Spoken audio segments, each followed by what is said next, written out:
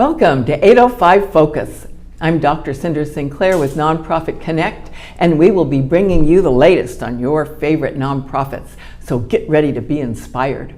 Our special guest today is Ray Ford, and Ray is a longtime columnist for Newshawk writing about outdoor issues, and he has authored several books on our local hiking trails and wildfires in Santa Barbara County. Ray also is a longtime advocate for bringing all of the agencies together in a concerted, coordinated effort to better maintain and restore our local trails, and he's quite an accomplished photographer. We're going to hear a lot today from Ray. Welcome, Ray. Well, thank you. I appreciate you offering the opportunity to come and visit. Yes, thank you. Oh, you are such a wealth of information. And so, okay, let's start with some comments that I've heard you make about the unique topography of Santa Barbara. Yeah, well, one of the things about Santa Barbara, and is anybody that's had the opportunity to live here has had an amazing array of things to do. A lot of that is tied to the topography, the climate, the place we are along the coast.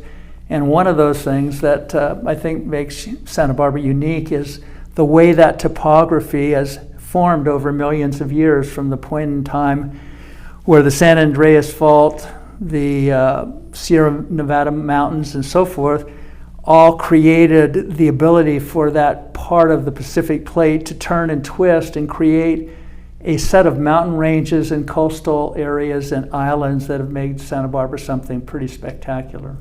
Yeah, and so a lot of that includes the Channel Islands.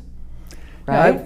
When I used to teach at Dos Pueblos High School, I would take, one of the first things was to take a look at your right hand, and you think, how much do I know about my right hand, and how can I look at my right hand as kind of a guide to thinking about Santa Barbara and what it's like. And if you take your right hand and you just kind of hold it out and look at it, and you think about the thumb being the Channel Islands, index finger being the San Ynez Mountains, the San Rafael Mountains behind Lake Cachuma, the Sierra Madre Mountains on the far northern part of the county, and then on the other side of the Cuyama Valley is the Caliente Mountains. And that topography forms a lot of what Santa Barbara is, and it's unique in a lot of ways. One of them is just the fact that historically those mountains separated the coastal and the interior until roads, eventually a railroad, freeways and so forth could have been built to allow people to explore more of it, but still about 80%, everything that's behind Lake Cachuma, everything all the way over to the Cuyama Valley is pretty rugged, pretty roadless, it's wilderness area. So what we have in Santa Barbara is this opportunity to enjoy this beautiful coastal environment. We're at 34 degrees north. We're on the edge of the Pacific Ocean. That's created the appropriate conditions for a Mediterranean type of climate, and that's bred the more of a chaparral type environment and a much more rugged kind of environment for both interior and even along the coastline. The cliffs along the coast are as rugged as can be too. So what you have, in Santa Barbara is what I would say hundreds of opportunities to explore, and I've had an opportunity just growing up here to be able to explore a lot of that, get to know a lot of it, and share a lot of that. So you grew up in Santa Barbara? Well, I came to UCSB between my junior and senior years in high school. They had a program for 6 weeks of summer school to give students the opportunity to explore the campus, and it was really a way of trying to encourage the development of the campus, because at that time when I came, it was only 4,000 students. Oh, golly. At UCSB, and most of what we think of the structures at the campus weren't built then. A lot of it was Marine barracks and so forth. Mm-hmm. So I grew up to a certain extent with the development, the evolution of Santa Barbara campus, and then eventually after I graduated, got a teaching job at Dos Pueblos, started to expand out and learn more about the rest of the county. So I know you have a special interest in our local hiking trails.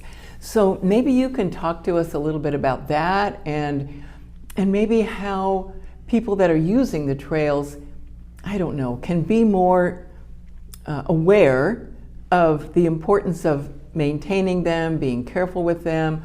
What can we do as hikers to be more responsible? Well, I think the first thing is just to have a little bit of an appreciation or an understanding of what's available. Now, when I was graduating from UCSB, there was an outdoor store called Dunall's. There was one of them, it was in Goleta. There was another one downtown Santa Barbara. And I went in one of the days and found a book by Dick Smith. It's called, Santa Barbara Backcountry. And it basically took each one of those mountain ranges and valleys and did a chapter on what they were like. And all of a sudden, you start to realize when you see books like that, all of the things that are part of Santa Barbara you never really knew existed, and much of that is in the backcountry. And so it just kind of gave me, kind of an incentive to really want to go out. I've always been an explorer. When I was a little kid, I was running all over the place. My parents grew up in Cincinnati. My grandparents had a farm, and we were out on the farm and had the ability to explore and do all kinds of things. So immediately I started looking at some of these places and thinking, I got to find out where that is. I want to see this, I want to see that. And one of them just happened to be in the Front Country Trails, area too. And at that time, there was no, none of the open space areas, any of that, in town that people kind of explore first. If you're in Santa Barbara, you might know about Lake Los Carneros, you might know about Parma, or even Ealing's at that point in time wasn't there, Douglas Preserve wasn't there. So when I grew up, none of that urban open space things that kind of transition kids growing up with weren't here in Santa Barbara, but the mountains were. And I started exploring them and realized that there wasn't anything out there to tell people about them or where to go or how to get there. And so I talked to Dick Smith, and he encouraged me to write a book on Santa Barbara day hikes, and that was my first endeavor. Was in 1975. It was 48 pages long. It had 8 trails, and it was the introduction for me into writing and for others into the trails themselves. But what's happened over time, though, is, and this is partly from the things I've written about, probably created some of the increased visitation. But we've gone from a period of time in the 1970s where there maybe were 5,000, 10,000, 15,000 people that were on the trails to today where easily there's 500,000 people. Holy cow. It's day hikers, family outings, it's mountain bikers, it's trail runners. Every one of the trails, for the most part, has huge numbers of people on them. I mean, if you start thinking about it, may not seem that much, but I was writing a story about Jesucita Trail and some of the issues that are there, and thinking 10 mountain bikers came down. Well, that doesn't sound like a lot. Well, if they were scattered during the day, you might not ever have seen a mountain bike, and maybe during that period of time, 60 or 70 people might have gone up the trail and down the trail. Well, 10 mountain bikers a day is 3,600 mountain bike routes down a year. And that 60 to 70 people is 10,000 people. And that's just one trail. So we got to the point where, unfortunately, as that increased numbers was starting to become, larger and larger, I would say 10 years ago, some of the studies that were done, it was maybe 250,000. We've doubled that easily. All you have to do is go to one trail and count the numbers. And even if you only went for the morning, you'd probably get up to 250,000 people if they didn't go in the afternoon at all. And at the same time, the numbers were increasing. A lot of the agencies' care for them was decreasing, and it wasn't because they didn't care about them. I mean, county parks, for instance, is really an urban park system. It really isn't designed to focus on trails that would be in a more mountainous kind of environment. the Forest Service has just become increasingly a firefighting agency, to the point that, remember during, I think, the Gap Fire, or maybe the Sheriff of Fire, meeting the forest supervisor out on one of the little turnouts along the Gaviota coast, and he was telling people that in the Santa Barbara Los Padres forest area, which stretches from Monterey down all the way almost to Highway 5 and down through Ojai, had 39 employees only that were non-fire. Every other employee had a relationship to fire. So the reality is that fires, become a dominant force in Santa Barbara, and that's really made it very difficult for the Forest Service to handle things. And meanwhile, Santa Barbara City has a lot of responsibilities, but they gave those to the Forest Service historically because, excuse me, at that time the forest was more capable. They had, even if they had seasonal fire crews in the summer, they had money to turn them over, and they would work all winter on recreational things. So they had the opportunity, they had the young guys, the strong guys, the guys that had all of this, a lot of the same tools and capabilities you would use on a fire. You also can transition right over to dealing with trail maintenance kind of thing. So it was just a natural fit until fire started draining the resources and the budget and recreation started getting lower. And then, about the same time, it became more and more expensive to live in Santa Barbara and very difficult to maintain the people. So having a rec officer, when one would leave, it might not be easy to get the next one. So, all right. So I see that trend that you're talking about there. Yeah. So we started transitioning towards a number of the nonprofit organizations that people recognize now, like Montecito Trails Foundation, Okay. Los Padres Forest Association, Santa Barbara Trails Council, and the mountain bike group that was called Santa Barbara Mountain Bike Trail Volunteers. It's now called Sage Trails Alliance. All started contributing a lot, but they're all individual nonprofits, and we really never had an overall management system for the trails, where the agencies were not only taking responsibility, but they were actually fitting that nonprofit stuff, which is a perfect complement if you have an overall management structure. But the Forest Service didn't have the people to do it because they didn't have a rec officer. The county was really focused much more on its urban parks. The city of Santa Barbara really never was involved, to a certain extent not involved, because there are obviously places like Parma and some of the more local areas that you might go hiking, but they own 25 or 30% of the trails in the Santa Barbara front country, and they've never maintained them because the Forest Service did them. So they don't have the crews or the expertise to do it either. So you have this kind of interesting mix here where you've got the agencies which have basically ceded the role that they should be doing to all these individual groups, but they're not coordinated. To a certain extent, they talk to each other and so forth, but they're not really, terribly coordinated. Some of the groups don't have the level of expertise that other groups have and so forth. So we really need to get back to at least starting with trying to get these agencies to come together and begin working on some kind of process to be able to take some of that high-level management stuff and get it in place so that they have an umbrella that these nonprofits and others can work through. In an ideal world, you wouldn't be dependent on volunteers for everything. But in the real world here, they do all of the work on the trails. Whether it's volunteer things, whether the individual groups raise money to hire crews and things like that, they take care of the trails. So what we ought to be able to do is at least have the agencies come up with some kind of umbrella structure and do their part so that they have some kind of management control over how things are going. And that's the kind of stuff I'm trying to talk to the different agencies about, getting more involved with.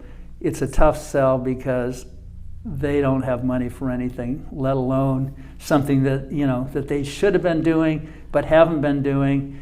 And where do you come up with it when you've got all these other issues, homelessness being one of the really huge ones, dealing with wildfire and protection and so forth. There are big issues for them, to deal with. So it's an ongoing struggle to see how we can get there, but I'm hoping we will. So does anyone else see the need for this coordination? I think that everybody does. Oh, good. I sat down with Jill Zachary, the director for City Parks and Recreation. She absolutely agrees that we need to do some of this stuff, but at the same time, she has her hands full with all the things that you've got to deal with parks within the city boundaries, let alone to go out and deal with some of these other things. Doesn't mean that she might not want to be involved, but then you start looking at how do you create a legal structure, if you're talking about just the front country, that a federal agency, a county agency, and an individual city can create that will allow them to do some kind of management oversight. Yeah. So there's a lot of bureaucratic components that you might call big hurdles, along the way, but it's one of those things that you got to keep working at, because at some point in time, and one of the things I keep saying to people, at some point in time, because of the increases in storm damage and impacts from fire and things like that, that we are at the point where those nonprofits may not be able to handle the kind of maintenance that's required. And a simple part of that is just looking at some of the damage in the most recent, there's major slides on San Isidro Trail, major on the old Romero Road that goes up to the top, the crest. And we're talking about repairs that, typically a while ago when I was doing a lot of the work, 10 and 15 years ago, we might be talking about $5,000 to $15,000. We're talking about $100,000 to $200,000, $300,000 for some of these.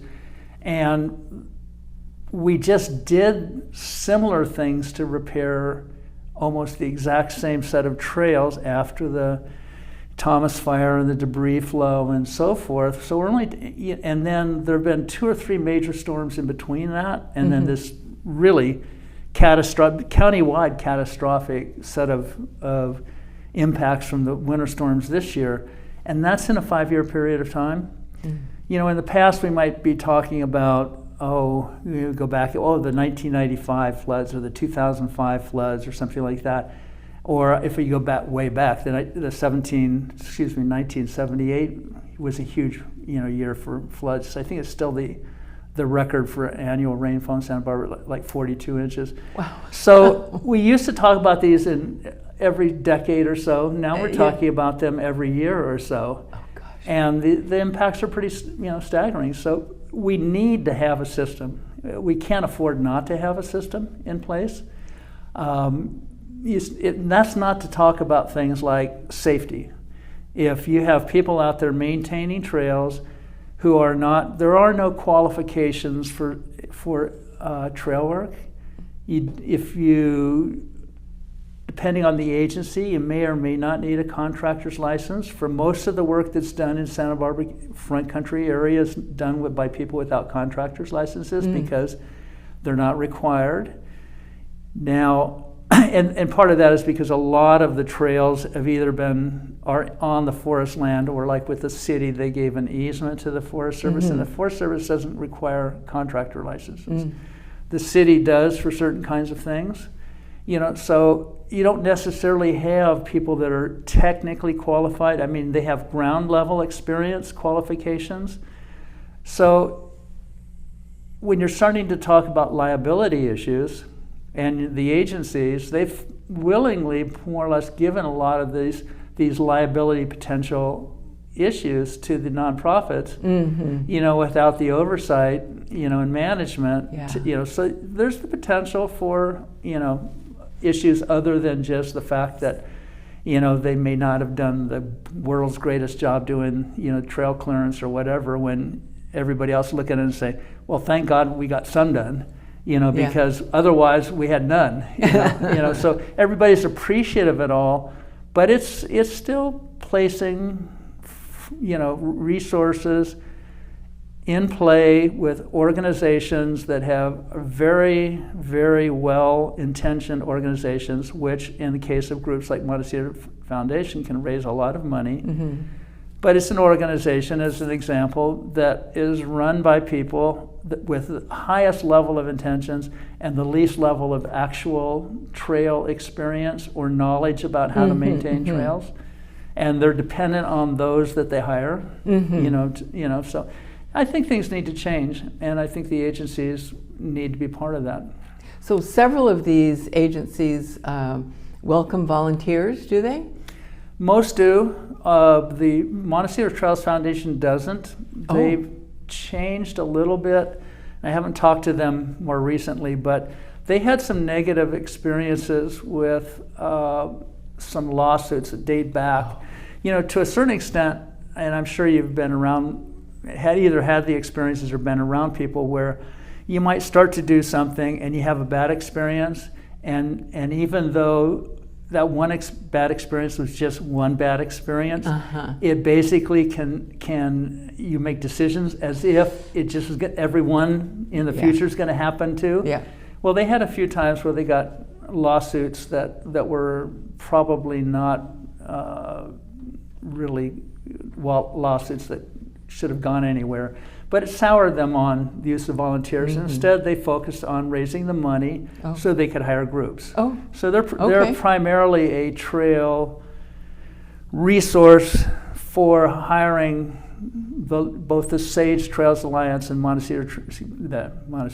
the Los Padres Forest Association. Both have fairly well-trained crews. So they're the primarily ones that people go to when they've raised money and they want to hire. Santa Barbara Trails Council is another one that raises a lot of money too. And it goes to hiring these groups to do trail work. Okay. So it seems that I've read about various agencies wanting volunteers and people actually volunteering. So if somebody's watching this and they want to volunteer to help with the trails or whatever, would they call the individual agencies to see if they take volunteers? So Montecito Trails Foundation kind of got off in why they don't there, but the Trails Council, Forest Association, Sage Trails Alliance all welcome volunteers. They have sign-ups. So the Trails Council is sbtrails.org. The Forest Service is lpforest.org. Sage Trails Alliance is sagetrails.org, I think, but Sage Trails Alliance. And then Montecito Trails Foundation is, I think, Montecito Trails Foundation something else. But any one of those names you could search, and get them easily. All three of the more others have ways for signing up to be volunteers and things like that. And then most of them have newsletters or ways of off their listservs to let people know when things are happening and so forth. And they mostly organize their own, but they also together do a series of trail stays. So there's one, around Earth Day, there's a National Trails Day, there's a State Trails Day, and so forth. So there are a few dates where everybody kind of gets together and coordinates, and they choose some places that they want to do work on that particular day. And so it's like the three key ones are right around Earth Day, the first or the second week in June, the end of September. Those are all national and state trails days, and then Earth Day, kinds of things.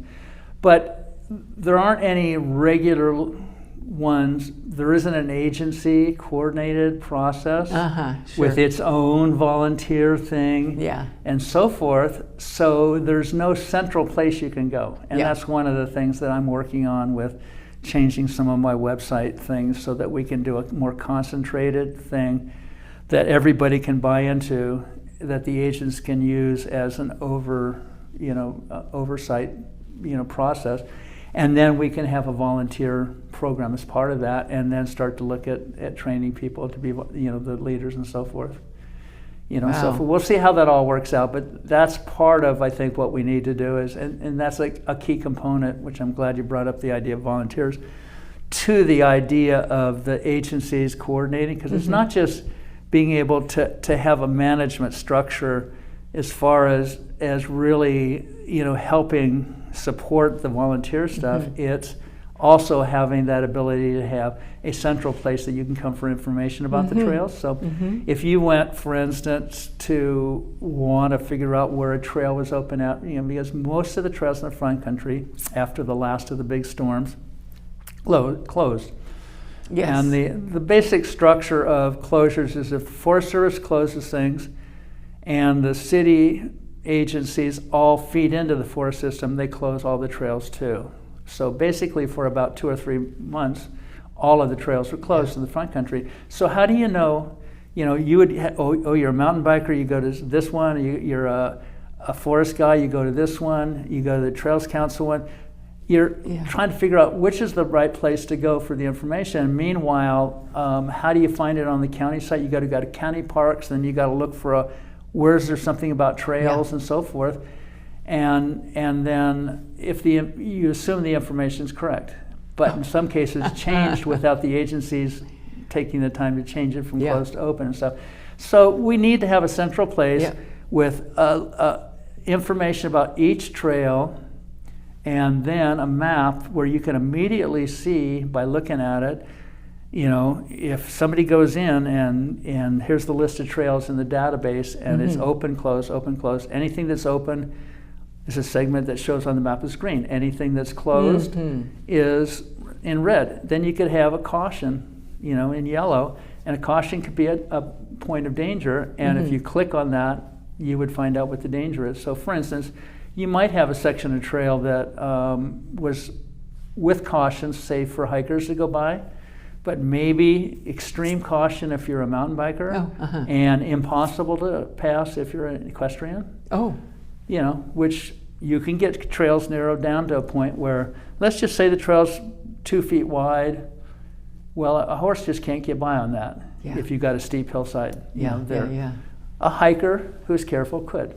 So we need something like that, and part of it is that we need to have trusted information that the agencies can count on, and then at the same point, we can also in there have that centralized volunteer system. We can have all of the projects that are upcoming from the different groups. So if you would say, well, dang, I just was up on this trail and I just did a report on it, because you could go into that same site and post a user trail report and saying problem here or something like that. And meanwhile, you would get information right there. Hey, we scheduled a project, to go up and work on that section 2 weeks from now, and people know. Or you can, on the other hand, go out and look and say, hey, what got done here and who did it? Because I want to, and if that stuff's all posted, you go like, oh, wow, this group's doing all this work. I'm going to put some money into that group. So. That's we are so lucky that you see that discrepancy and that need for coordination, and you're trying to do something about it. So hooray for you. Let's switch gears just a little bit and talk about wildfires in Santa Barbara County. That's a big concern. And so tell us your thoughts on that, and maybe what we as residents can do to be more responsible. Well, I wrote an article for Newshawk about a month or so ago on. I read that. Basically, just reminding people that flashy fuels, in most cases meaning grass, are ready. It's a fire ready to happen at the first mistake somebody makes, and people make a lot of mistakes when it comes to being careless with, whether it's using, having a barbecue pit on the ground and somebody kicks it over and the coals scatter into the grass. Somebody's got a grinder too close, and sparks fly. Somebody goes out and works on trails with tools that got metal blades. Somebody's out there mowing their field with with a mower that has a metal blade and they hit a rock. Anything that, and a car, you've parked off the road, I'm sure, many a times and never thought that much about, well, a lot of the little turnouts got a lot of grass around the edges of them.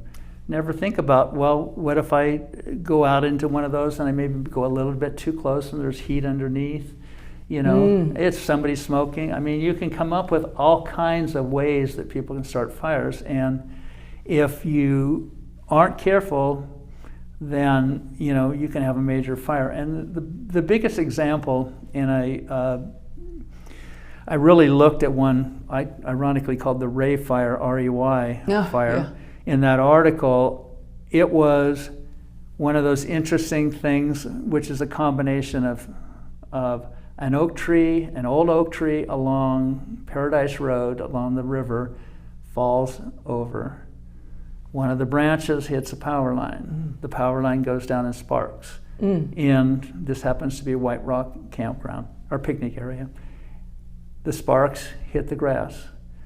The wind just came up and it blows the fire across the river. Starts up what's called Sage Hill, which is behind that area there, into San Fernando Ray Ranch. And that fire goes to the west and threatens all the area behind Lake Kachuma. And then it goes to the east and burns all the way past Gibraltar Reservoir and came within a whisker of making a turn and cutting across the river and going with the backside. That would have been into Montecito if that had happened. So it's all from the start of one thing. Another fire called the Whittier Fire, which is one of the whatever you call the camps. There's Boy Scout camps and there's other kinds of outdoor school and so forth. Well, Whittier Camp is one of them that's the closest to 154 and right across from the entrance, more or less, to Lake Kachuma. Okay. Somebody working on their car near the grass. Don't know the details, but they were working on the car and started the fire. Burns up, comes within a shadow of burning out one of the camps further up in the canyon there. They had to do a serious rescue to get the kids out of there. Oh, there were kids there. And then it moved to the east and burned pretty much the whole outdoor school, burned out. And then in 4 hours, it went across the foothills towards San Marcos Pass and came over the top of Winchester Canyon. And by that evening, the fire started around noon. By that evening, there was fire going over Winchester Canyon. Fortunately, the onshore winds, rather than having you can picture if on that day there had been a sundowner effect come over Winchester. It's a fairly large saddle, that's right behind Winchester Canyon. If that had come down there, we would have had that gone all the way through all of the homes and structures down there, right at the end of Cathedral, where Cathedral Road comes over. So that's just simple ways. And that fire, was 4 hours more or less from starting by Lake Kachuma and burning east across and coming up the backside, and a few hours later it was over, there. So any one of these fires has the potential of creating serious, serious consequences in the front country, and loss of homes and fortunately, for the most part, not a loss of lives. Although we've lost a few, in the past fires in the early 70s, and then one or two, I think maybe one for sure, but maybe two in the paint fire in 1991. So it's really critical that people think about these kind of things. And both of those fires that I'm talking about are ones that went through major areas with grass. I mean, the grass, and we had in that particular spring, in both cases, I think, fairly large late spring rains. So if we're talking about weeds, they're thigh-high weeds.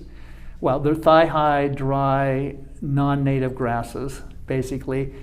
And with a little bit of wind, it just blows right through it. They go up over a ridge, and then you just got this stuff going out, and all of the coals starting little spot fires and things like that. So it's a really serious situation. We have been very lucky so far this summer that we haven't had major sundowners. Sundowners the more predominant sundowners tend to be in the spring, according to the people that know, and I'm not sure what it is, and then lesser ones in the fall. The key about the ones in the springtime in the general past is that when they occur is the period where generally the fuel moisture is the highest. So it's less, well, and maybe maybe some of the weed growth isn't as high. The grasses maybe are still a little green, especially on the shade sides of things. So it's more difficult for a fire to get going. Although the Hayesacita fire, May 5th, that proved not to be the case. 2 guys out there with metal blades on weed whackers, cutting work, brushing on the Hayesacita trail, and starting a little fire that turned into some kind of ember pie, and then just sat there until the winds picked up later, and then started moving that fire further. So they were probably home having lunch. They never even knew. And never even knew that, that they had started that, And so just the bottom line is that grass is an incredible carrier of fire, and we have to be super careful. We've been lucky this summer, but we're now at the period of time where we can get general sundowner events coming up, and now maybe this last rain, maybe it'll make a difference. It's hard to know how much chaparral can suck in moisture from an individual event, like what we just had with the with the hurricane that came our way. But we have much lower humidities, much lower potential fuel moisture. Generally speaking, really hot temperatures through the backcountry. I mean, you may look at it here in Santa Barbara, and today was a nice day. We finally got 73 out. Well, try going to Santa Ynez and find out that's 97. Oh yeah. In some of these areas. So, most of the country, we're sheltered to a certain extent being along the coast. And so a lot of that interior still has all of those qualities that make for fire to start and spread. And we just have to make sure that people know that they got to be about as careful as they could ever have been, not to be the one that does it. So, do you think we've been having more fires than in the past, or is it kind of hard to measure that? We haven't necessarily had more fires. I mean, if you go back and you look at, the Forest Service records go back to around 1900, and for quite a while in that period of time, I don't know how accurate the boundaries and the numbers are, because if you go through and you overlap all of the fire history, you pretty much see that everything that's got topography, foothills, mountains, and so forth have burned. Generally speaking, they don't burn down into the valley areas. They don't burn down into areas where you get more immediate response. I mean, if you can get fire trucks on the edge of Cathedral Oaks, theoretically, a lot of the times you're going to be able to stop things. And the same thing is true out in the valley and so forth. It's just when those things happen and there are no roads and you're dependent on air resources, it's very difficult to put them out. So if you take all of that fire history, you'll see everything's pretty much burned that has any topography. Part of it is that's where the chaparral is growing thickest. You can't get to it easily in terms of putting fires out.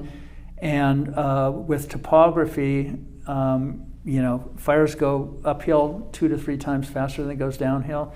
So if you take something at the start of, say, the Santa Ynez River and it's burning up the canyon and burning up the side channels, that's all uphill fire. And then if you get other places like Santa Barbara where you've got the high pressure shifts, so it's higher pressure in the valley, lower pressure in the coast, then you have it coming over in some places and then pushing down. But generally speaking, a lot of Santa Barbara County is difficult to defend against because of how rugged it is and how inaccessible it is. And you have to add to the fact too that you can't there's just all kinds of places you can't put resources on foot. It's just too dangerous. And they've got figures for how big of a defensible space that you have to have, and you get into 50 and 60 foot flames, and you're talking about having about a 400-foot diameter, Wow.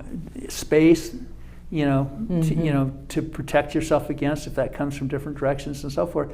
And there aren't places like that in the backcountry. There are a few small places, but you don't have the ability to put people in, and so forth. So so I've got one last question. We don't have much time left, but I'm dying to ask you this question. I feel like we could talk all day. It's just fascinating listening to you. So I've heard you refer several times to front country, back country, and maybe you could just quickly, in a nutshell, tell us what's the difference. Well, first of all, I think different people would have different ideas of what exactly it is. But generally speaking, I think the front country is defined primarily by the San Ynez Mountains. So from our perspective here, I mean, if you think about, when did the first people come, on horseback, the De Anza or the other expeditions that came along and so forth, they had no way to get over the mountains, for the most part. I mean, and you go to eventually to the railroad that was built was 100 years ago, automobiles 100 years ago and where could they go on roads? So you basically had the front country area, eventually a road up to to the Gaviota, and then you had the San Ynez Valley, and that was pretty much much for until the 60s and 70s. I mean, I don't know what people would think of the valley today if they didn't have a Cold Springs Bridge across. Oh gosh! Because I come back from the days when you had to do the old road past the tavern, and out and to the valley. So you had about 45 minutes to your drive, going that way, and so forth. So basically, it's just dividing out the areas that are inhabited. So I think in today's world, you can consider the valley. So it's really what's behind Lake Kachuma, and then from behind Santa Barbara all the way over to Cuyama Valley. It's the roadless areas in the most rugged parts of the county, and that's about 70% of the county. Wow. So oh my gosh, Ray.